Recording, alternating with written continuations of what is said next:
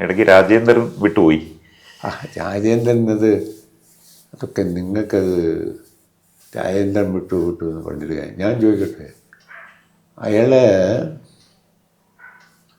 Communist പാർട്ടിയുടെ പ്രവർത്തിക്കാൻ വന്ന അയാൾ യുവജന സംഘടന, വിദ്യാർത്ഥി സംഘടന, അങ്ങനെ വിവിധ സംഘടന ഉത്തരവാദിത്വം ഏൽപ്പിച്ചു. ഇവിടെ MLA ആക്കി. MLA ആക്കി 2 or 3 പ്രാവശ്യം. ജില്ലാ പഞ്ചായത്ത് മെമ്പറാക്കി, ജില്ലാ പഞ്ചായത്ത് പ്രസിഡൻ്റാക്കി. ജീവിതകാലം മുഴുവൻ ഒരുത്തനെ ചോക്കാൻ പറ്റുമോ?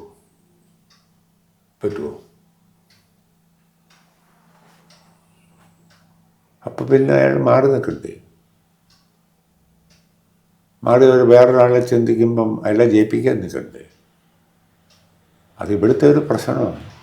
ഈ റിസർവേഷൻ നിൽക്കുന്നിടത്തോളം കാലം ദൈവങ്ങളും നേരിടുന്ന വിഷയമായിരുന്നു. പണ്ട് വരദനെ എണ്ണി ജയിപ്പിച്ചത് അവസാനം 146 വോട്ടിനാണ് ജയിച്ചത് ഏറ്റവും ലാസ്റ്റ്. അന്ന് എന്നെ പാർട്ടി അവർ പഠിച്ചു വരദനോട് സംസാരിക്കുക, മാറി നിൽക്കണം. വരദനോട് ഞാൻ സംസാരിച്ചപ്പം വരദൻ എന്നോട് പറഞ്ഞത് എന്താണെന്ന്, ഇത്തവണയും കൂടെ പരിഗണിച്ചെന്നാൽ ഞാൻ മന്ത്രിയാകാൻ സാധ്യതയുണ്ടെന്ന്. മന്ത്രിയെ തീരുമാനിക്കുന്ന കമ്മിറ്റിയിലാന്ന് ഞാൻ. അന്നേരം ഞാൻ തീരുമാനിച്ചു വേണ്ട കാര്യം പോക്കായല്ലോ പറഞ്ഞു, മനസ്സിലായില്ലേ? അങ്ങനെ എന്തെല്ലാം വിഡിതമാണ്. ഒരു വരദൻ്റെ കാര്യം അങ്ങനെ, രാജേന്ദ്രൻ്റെ കാര്യം, രാജേന്ദ്രനെ ജില്ലാ പഞ്ചായത്ത് പ്രസിഡന്റും MLA എല്ലാം ആക്കിയതല്ലേ. പിന്നെ ജീവിതകാലം മുഴുവൻ ചോക്കാൻ പറ്റുമോ? അതെങ്ങനെയാ?